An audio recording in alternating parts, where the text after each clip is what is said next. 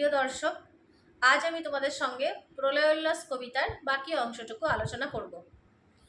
আমরা এর আগের অংশে আলোচনা করেছি যে তরুণ বিপ্লবীদের কবি মহাকালের সঙ্গে বা রুদ্রদেবের সঙ্গে বা দেবাদিদেব মহাদেবের সঙ্গে তুলনা করেছেন।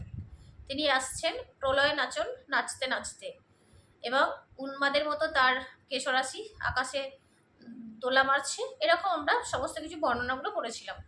আজকে আমরা পড়ব ওই সে মহাকাল সারথি রক্ত তড়িৎ চাবুখানে। মহাকাল তিনি আসছেন ধ্বংস করতে, তাকে যে রথে করে নিয়ে আসছেন তার রথের যে সারথি, সারথির হাতে রয়েছে চাবুক।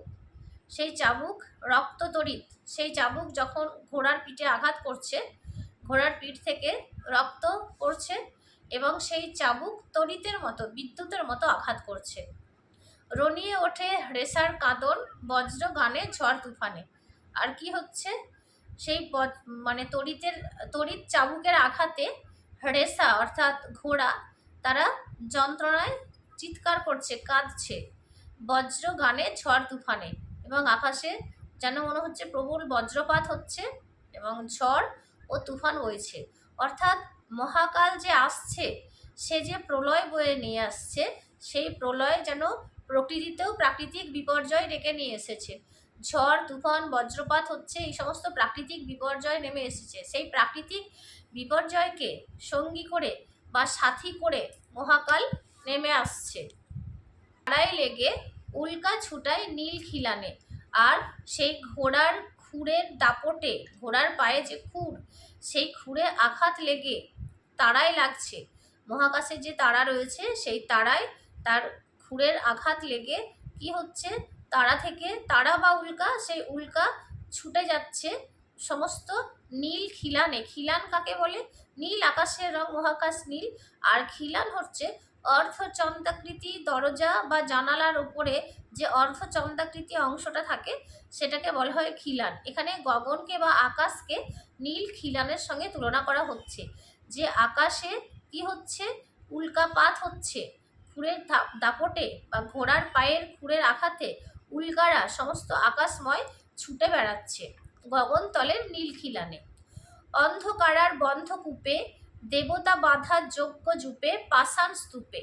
অন্ধকারা আন্দামান নিকোবর দ্বীপপুঞ্জের যে অন্ধকার কারাগার, সেই কারাগারে দেবতাদের বাঁধা রয়েছে। দেবতা কারা? আমাদের তরুণ বিপ্লবীরা, স্বাধীনতা সংগ্রামীরা। যজ্ঞ জুপে, সেখানে যজ্ঞ হচ্ছে, সেই যজ্ঞ মানে স্বাধীনতার যজ্ঞ, তাই তো? এবং সেখানে হচ্ছে গিয়ে পাষাণ স্তূপে, পাষাণের পাথরের পাথরের মধ্যে বা হচ্ছে গিয়ে পাথর নির্মিত আন্দামান নিকোবর যে জেল, সেই জেলের মধ্যে এই তরুণ বিপ্লবী বা দেবতাদের বন্দি করে রাখা হয়েছে। আর তাদের সেই বন্দি দশা থেকে মুক্ত করার জন্য মহাকাল এবং ভয়ঙ্কর বেশে ছুটে আসছে। ওই তোরে তার আসার সময় ওই রথ ঘর ঘর শোনা যায়, ওই রথ ঘর ঘর। অর্থাৎ মহা বিপ্লবী যারা, আমাদের স্বাধীনতা সংগ্রামীদের উদ্ধার করার জন্য যে তরুণ বিপ্লবী যারা, তারা আসছে, তাদের পায়ের আওয়াজ পাওয়া যাচ্ছে। তারা সেই মহাকালের মতন, মহাকাল যেমন রথ ছুটিয়ে আসছে, সেই মহাকালের রথের মতো দ্রুত গতিতে ছুটে আসছে তারা আন্দামান নিকোবর দ্বীপপুঞ্জের যে বিপ্লবীরা বন্দী রয়েছে, যে দেবতারা বন্দী রয়েছে, তাদের মুক্ত করার জন্য। তোরা সব জয়ধ্বনি কর, তোরা সব জয়ধ্বনি কর। ধ্বংস দিকে ভয় কেন তোর, প্রলয় নূতন সৃজন বেদন। এই যে স্বাধীনতা সংগ্রামীদের ধ্বংসাত্মক রূপ, এটা দেখে অনেকেই ভয় পাচ্ছে। কবি তাদের বলছেন ভয় পাওয়ার কোনো কারণ নেই। কেন ভয় পাচ্ছ? প্রলয় নূতন সৃজন বেদন। এই যে প্রলয় বয়ে আসছে, এই প্রলয়ের পরে নূতন করে সব কিছু আবার সৃজন হবে, সমস্ত ব্যথা বেদনা দূর হয়ে নতুন করে সৃষ্টি হবে। আসছে নবীন জীবন হারা অসুন্দরে করতে ছেদন। এই যে নবীন প্রজন্ম, নবীন বিপ্লবীরা আসছে, তারা যা কিছু জীবন হারিয়েছে, মানে যা কিছু জরাজীর্ণ কুসংস্কারাচ্ছন্ন, সেই সমস্ত কিছু অসুন্দর কুৎসিতকে ছেদন করতে আসছে। স্বাধীনতা সংগ্রামীরা শুধুমাত্র যে ইংরেজদের বিরুদ্ধে লড়াই করেছিল তা কিন্তু নয়।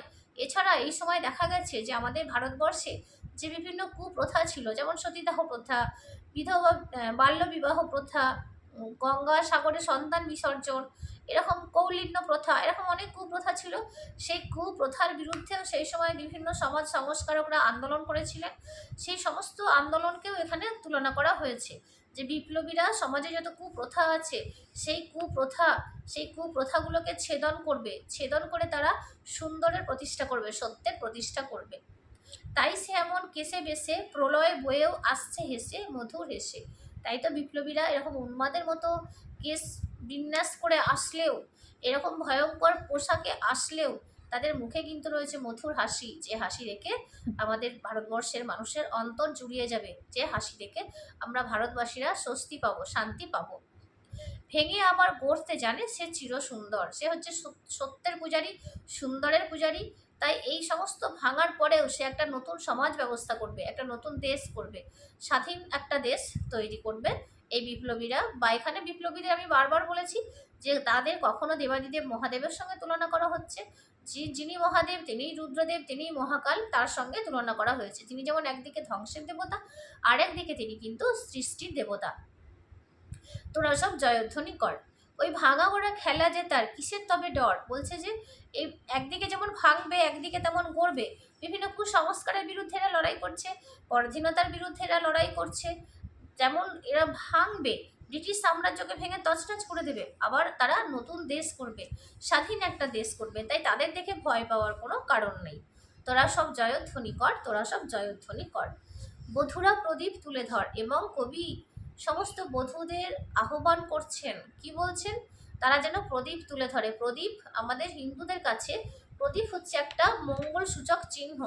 প্রদীপের আলোয় আমরা তা বরণ করে নিই। আমাদের যে অতিথি আসে বা যে দেবতা, যা কিছু শুভ কাজ, সেই সব কাজ কিন্তু আমরা প্রদীপের আলোয় বা প্রদীপ জ্বালিয়ে বরণ করি। এই বিপ্লবী আমাদের জীবনে শুভ বার্তা নিয়ে আসছে, স্বাধীনতা বহন করে নিয়ে আসছে। তাদেরকে কবি বলছেন, তাই বধূদের কাছে বলছেন যে তারা সবাই প্রদীপ তুলে ধরুক, প্রদীপের আলোয় আলোকিত হোক বিপ্লবীদের পথ, প্রদীপ দিয়ে তাদেরকে বরণ করে নেওয়া হোক। কাল ভয়ঙ্করের বেশে এবার ওই আসে সুন্দর। যে বিপ্লবীরা কাল ভয়ঙ্করের বেশ ধারণ করে আসছে, তাদের দেখে সবাই ভয় পাচ্ছি, তাদের ধ্বংসাত্মক রূপ দেখে আমাদের ভয় লাগছে, কিন্তু সে হচ্ছে চির সুন্দর। তার ওই ভয়ঙ্কর রূপের পিছনেই লুকিয়ে রয়েছে সুন্দর রূপ। তোরা সব জয়ধ্বনি কর, তোরা সব জয়ধ্বনি কর। তাহলে এই স্বাধীনতা সংগ্রামীদের জয়ধ্বনি করার জন্য কবি সবাইকে আহ্বান জানাচ্ছেন। এই ছিল আমার প্রলয় উল্লাস কবিতার সমস্ত পর্ব আজকে শেষ হলো। তোমরা আমার আগের ভিডিওগুলো অবশ্যই দেখবে, আর যদি বুঝতে কোনো অসুবিধা হয় তাহলে অবশ্যই কমেন্টসে জানাবে। আমি আমার সাধ্যমতো চেষ্টা করব তোমাদের সেই বিষয়টা আর একটু সহজ করে বুঝিয়ে দেওয়ার। Thanks for watching.